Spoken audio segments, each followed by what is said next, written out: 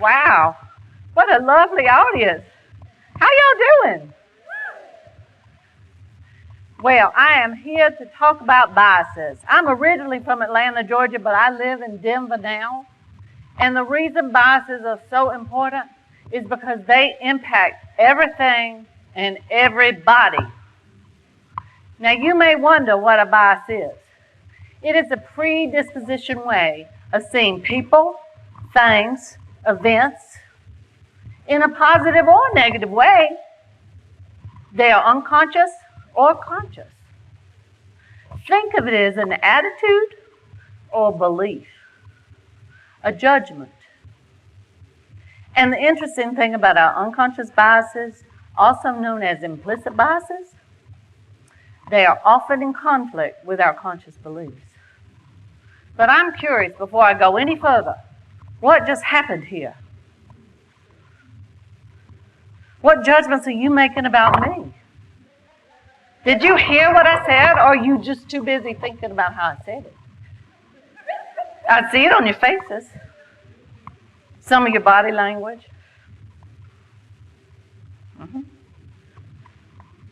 Well, the truth is, I am originally from Atlanta, and I've never had that accent.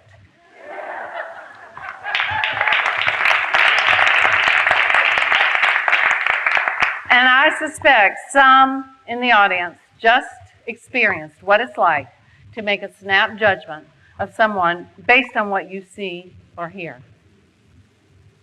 So why am I, a white woman of privilege, here talking about biases?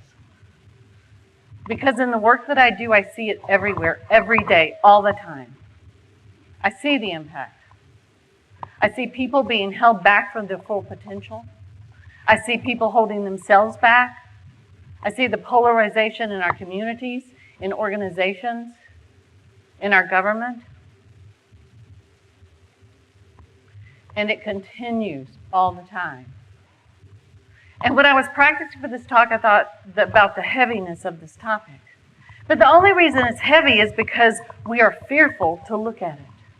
So I'm going to invite you now to join me on a journey about the seriousness of this topic. Because if we do not take individual responsibility to look at the beliefs we hold and the impact that they have, we run the risk of contributing to the sexism, the racism, the xenophobia, the homophobia, the able-ism that exists in our world today.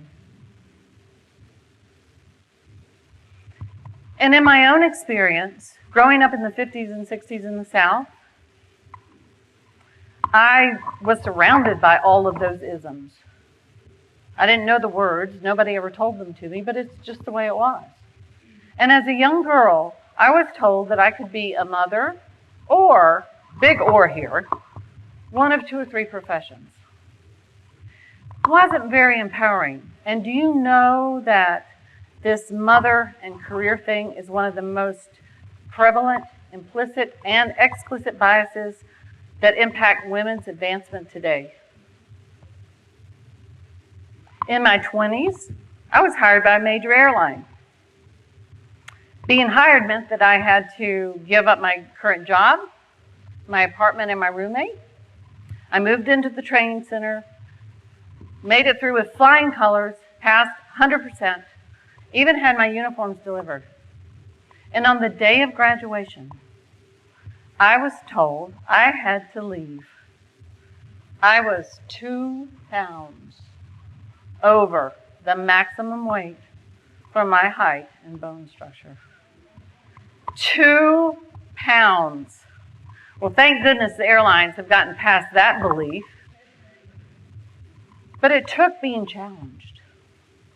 It took creating change.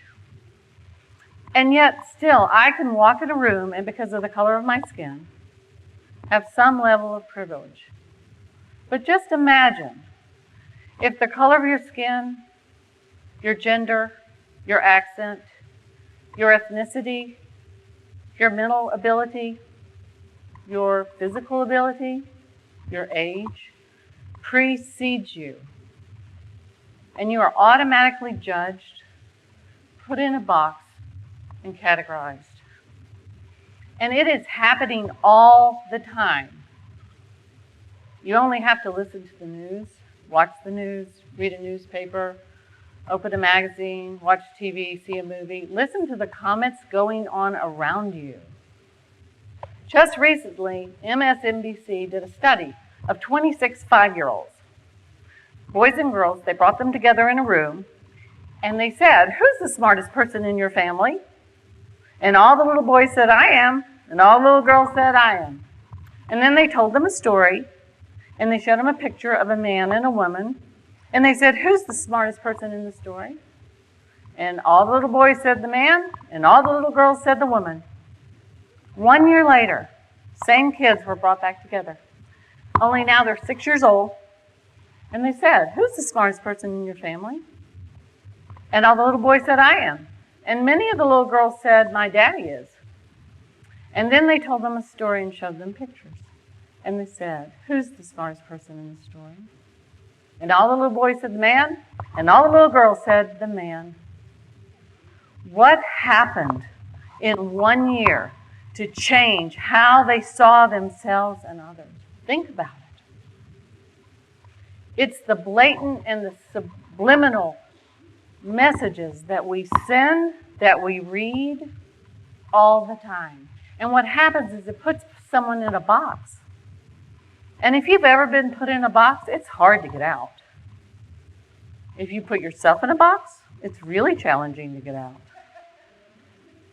And it is extremely difficult to get out of a box without support. And if you wonder what the cost is, on organizations, it is a revolving door. You can hire the cream of the crop, the top talent, and if they do not believe that they can contribute, feel included, are valued, and have a path to success, they'll leave. And in our communities, we will stay polarized. There are some industries that are starting to make some change, trying to make some unbiased decisions. For instance, the legal industry, which is not necessarily known for the advancement of women and minorities, they have some firms, 44 firms and 70 law departments, and these are actually big numbers, have adopted the Mansfield Rule. Well, the Mansfield Rule was developed during the Women in Law Hackathon, which was trying to help advance women leadership in the legal industry. It's patterned after the Rooney Rule in the NFL, where at least one African American must be considered as a candidate for a head coach or general manager position. Well, the Mansfield Rule is named after Arabella Mansfield. She was the first woman admitted to the bar in the 1800s. And it takes 7 areas of law firm leadership and says that at least one woman or minority must be considered for these 7 areas. And GoDaddy has done something similar. They've decided that whenever a leadership position comes up, they will look at their entire employee-based resumes. And since they started doing this, they've had a 30% jump in women in leadership. So things can happen, things can change, but it does take action. And if you're wondering what you can do, start with conscious awareness. And have a judgment journal. And note every single time that you make a judgment of someone else or yourself, and see just how fast you fill it up. How many will you fill up in a day? Try it. Walk through the airport. Check it out. Walk down the 16th Street Mall. Check it out. And just notice. And the other thing I say to do is we have to get past our fears. We have to get beyond the fear of looking at our biases. We have to get past the guilt. Guilt is just a feeling. And we have control over our feelings. And behind our biases are fears. And our brain jumps into that fight or flight syndrome when it goes comes in contact with change or difference. And most of the time we don't even know what's happening. But use this acronym to sort through what that fear is and what's going on. So F is for flight or fight. Fight. And I'm not talking about life or death. I'm talking about what are you defending against? Your self-esteem, a position, a belief? What are you afraid of losing? Flight. That's the same as withdrawal or silence. Leave it to the leaders, leave it to the parents, leave it to the teachers, leave it to the lawmakers. Because when we do this, we exclude. We exclude others and we exclude ourselves. And we avoid. We avoid opportunities. We avoid building relationships, collaboration, building bridges, creating change, all because of these automatic reactions, that our brains go to. So I ask you, step back and think about what's going on. What are the thoughts that you have? And then you can make the most effective response. And if you have fear that, well, this is all I know, this is all I've been taught, I don't know what to believe, I don't know what to think, or I'll lose my memories, it won't happen. A couple of years ago, I saw this picture on Facebook. This is Rich's department store. That was the largest department store in Atlanta when I was growing up. It's not there anymore. When I saw this picture, I had very fond memories. Every holiday, we would go downtown, and my brother would see Santa. We would ride the pink pig, and I still don't know what pigs have to do with Christmas. If you find out, please tell me. And then we would go in Santa's secret shop.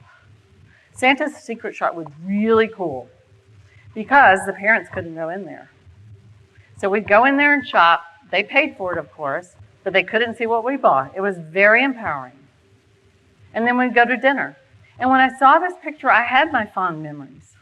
And then I thought, I wonder who else was not welcome in Santa's shop or in the store. Because you see, in the 60s, Rich's was one of the stores where there were lunch counter sit-ins held to oppose segregation. And even though the Civil Rights Amendment had passed, oppression was alive and well, as it is in many places today. So you can have your memories. So I invite you to commit to looking at your biases and the beliefs and the behaviors and ask these 5 questions. Where did I learn my bias? Is it true? What's the impact? What do I choose to believe? And what actions can I take?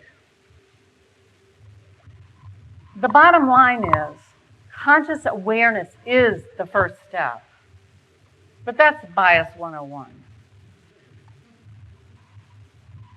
Awareness alone does not create change. Actions do. What will you do? Thank you.